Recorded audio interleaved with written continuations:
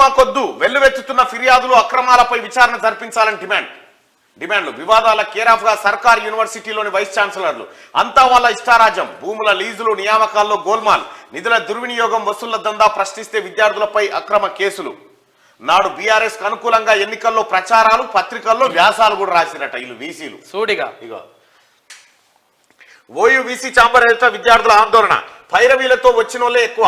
ఓయూవీసీని హైదరాబాద్ చెందిన అప్పటి ఓ మంత్రి, కాకతీయ వర్సిటీ వీసీని అప్పటి ఎమ్మెల్సీ పట్టుబట్టి నియమించుకున్నట్లు వాదనలున్నాయి. తెలంగాణ వర్సిటీ నియామకంలో బీఆర్ఎస్ ఎంపీతో పాటు ఓ ఐఏఎస్ ఆఫీసర్ పాత్ర ఉందన్న ఆరోపణలున్నాయి. తెలుగు వర్సిటీ, అంబేద్కర్ ఓపెన్ వర్సిటీల వీసీల పేర్లను కూడా ఇట్లా బీఆర్ఎస్ పెద్దలే ప్రతిపాదించినట్టు స్టూడెంట్ యూనియన్లు మండిపడుతున్నాయి. పాలమూరు వర్సిటీని వీసీని నాటి ఓ మంత్రి, శాతవాహన వర్సిటీ వీసీని అప్పటి ఓ ఎమ్మెల్యే, మాజీ ఎంపీ జేఎన్టీయూ వీసీని అప్పటి ఓ మంత్రి, ఎంజీ వర్సిటీ వీసీని ఓ ఎమ్మెల్యే పెట్టించారన్న ఆరోపణలు. ఎమ్మెల్యేలకే చదువు రాదు చక్కగా అప్పుడున్న ఎమ్మెల్యేలకు, వాళ్ళు వీసీలను నియమించే కార్యక్రమం చేస్తే మొత్తం. వాస్తవానికి తెలంగాణ రాష్ట్రంలో కేసీఆర్ వచ్చిన తర్వాత, కేసీఆర్ ముఖ్యమంత్రి అయిన తర్వాత యూనివర్సిటీలన్నీ సర్వనాశనం అయిపోయి, యూనివర్సిటీలకు ముల్లె కంచెలేసి వాళ్ళకి ఎవడు బోనియకుండా, నిరసన చేయకుండా, కనీసం విద్యార్థుల గొంతును నొక్కే కార్యక్రమాలు తప్ప ఆయన చేసింది ఏమీ లేదు. వాటికి గ్రాంట్లు లేవు, వాటికి స్నాతకోత్సవాలు లేవు, విద్యార్థులకు స్కాలర్షిప్స్ లేవు. అసలు ఉస్మానియా యూనివర్సిటీ కలకల్లాడేదట్టు పోతే అదొక విశ్వవిద్యాలయము. అడిగి పోతే ఓ ఆనందం, ఓ కథ, విదేశీయులు వచ్చి చదువుకునేటువంటి విశ్వవిద్యాలయం. దాన్ని ఏం చేసిండు, ఇక్కడ ఇల్లు కట్టియాలి, ఇంత భూమి ఎందుకు, ఉస్మానియా యూనివర్సిటీ మొత్తం సర్వనాశనం చేసిండు విద్యా వ్యవస్థను. నిన్న ముఖ్యమంత్రి రేవంత్ రెడ్డి గారు ఏం చెప్పిండు, ప్రతి గ్రామంలో ప్రభుత్వ పాఠశాల ఉండాల్సిందే అని రేవంత్ రెడ్డి గారు చెప్పిండు. కేసీఆర్ గారు ఏం చెప్పిండు, ప్రతి గ్రామంలో వైన్స్ ఉండాలని చెప్పిండు గతంలో. ఆ వైన్స్ ఈ ఫలితాలను ఇచ్చింది తెలంగాణ రాష్ట్రంలో. ఇక ఈ వీసీలు అయితే, వీసీ అయితే మొత్తం ఆయన టీఆర్ఎస్ కార్యకర్త కంటే అధ్వానం. రాష్ట్రంలోని సర్కార్ యూనివర్సిటీల వైస్ ఛాన్సలర్లు వివాదాల కేరాఫ్ గా మారిపోయారు. వీరిలో చాలా మంది ఇష్టారాజ్యంగా వ్యవహరించడం, బీఆర్ఎస్ హయాంలో అప్పటి ప్రభుత్వ పెద్దలు ఏది చెప్తే అది చేయడమే పనిగా పెట్టుకున్నారు. వర్సిటీల్లోని భూముల లీజులు, స్టాఫ్ నియామకాలు, నిధుల ఖర్చులో భారీగా అక్రమాలకు పాల్పడ్డట్టు ఆరోపణలున్నాయి. సమస్యలపై ఆందోళనకు దిగిన స్టూడెంట్లపై పోలీసులతో లాఠీచార్జ్ చేయించడం, అక్రమ కేసులు పెట్టించడం, నిర్బంధాలు అమలు చేయడం వంటి చర్యలకు పాల్పడ్డారు. ఇప్పుడు ప్రభుత్వం మారడంతో ఆ వీసీలపై ఫిర్యాదులు వెల్లువెత్తున్నాయి. వీసీల అక్రమాలపై విచారణ జరిపించాలని, వారిని పదవుల్లో నుంచి తొలగించాలని విద్యార్థి సంఘాలు పెద్ద ఎత్తున ఆందోళన చేస్తున్నాయి. ఇట్లా ఆరోపణలు ఎదుర్కొంటున్న వారిలో ఓయూ, కేయూతో పాటు పలు యూనివర్సిటీల వీసీలు ఉన్నట. తక్షణమే వీళ్ళ నియామకాలు రద్దు చేసి కొత్త వారిని తీసుకురాలి, అనుభవజ్ఞులు, అక్కెరకొచ్చులను తీసుకురాలి. అవుటా president Osmania university teachers association మాట్లాడు.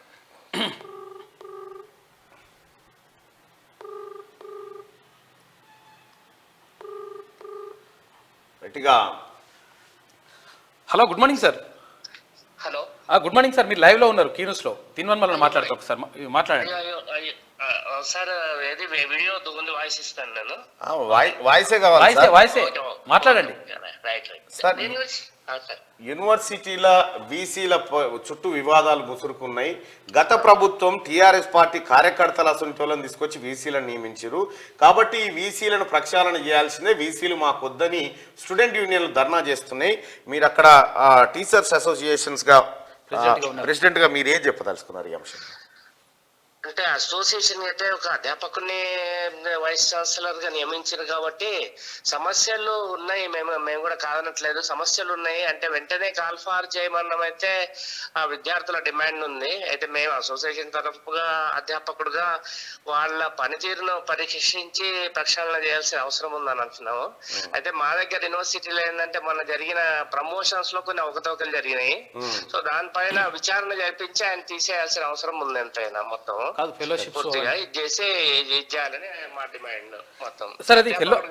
సార్, తెలంగాణ రాష్ట్రం ఏర్పడిన తర్వాత ఫెలోషిప్స్ అంటే ఇప్పుడు అక్కడ రాష్ట్ర ప్రభుత్వం ఇచ్చేటువంటి ఫెలోషిప్స్ ఎవరికైనా ఇచ్చిండ్రా?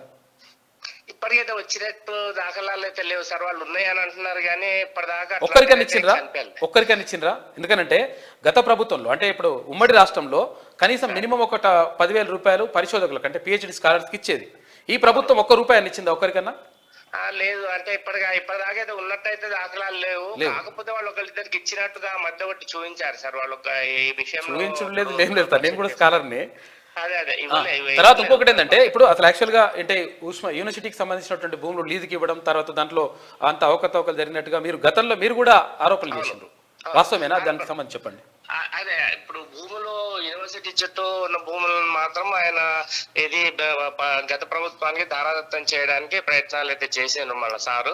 అయితే ఇప్పుడు ఏంటంటే మన ఇక్కడ ఏది ఇది యూనివర్సిటీ పక్కకు ఉన్న ల్యాండ్ ను చాలా కాలంగా ఆయన ద్వారా ఏంటంటే ధర్నాలు చేయించడము, ధర్నా చేయించాక ఆ ల్యాండ్ ను వాళ్ళకి ఇచ్చేస్తామని చెప్పడము, చాలా ప్లేసెస్ లో అంటే ఏంటంటే ప్రభుత్వము తీసేసుకుంటుంది అనే ఒక ఇది ఉండే అన్నట్టు. ఈ ఎలక్షన్స్ కు ముందు అంటే ఇప్పుడు ప్రభుత్వము ఈ స్థలాలను తీసేసుకుంటది, ఒక టాక్ ఏముండే రోడ్డు ఆ ఫ్లైఓవర్ అవుతుంది మొత్తం ప్రభుత్వం తీసేసుకుంటది అనే ఒక ఇది ఉంది అన్నట్టు. రైట్ సార్, ఒక మాట చెప్పండి సార్. ఈ ప్రస్తుతం ఉన్నటువంటి ఉస్మానియా యూనివర్సిటీ వీసీ ఆ పదవికి అర్హుడని మీరు భావిస్తున్నారు? రవీంద్ర యాదవ్ అర్హుడు అయితే కాదు సార్, అంటే డౌట్ ఏం లేదు. Thank you sir, thank you so much sir. Thank you sir. అది ఒరిజినల్ విషయం. ప్రస్తుతం ఉన్నటువంటి యూనివర్సిటీ వీసీలు ఎవరు కూడా అర్హత కలిగినటువంటి వాళ్ళు కాదు. వాళ్ళని టీఆర్ఎస్ కార్యకర్తలాగా ట్రీట్ చేసి వాళ్ళని పెట్టిరు అక్కడ.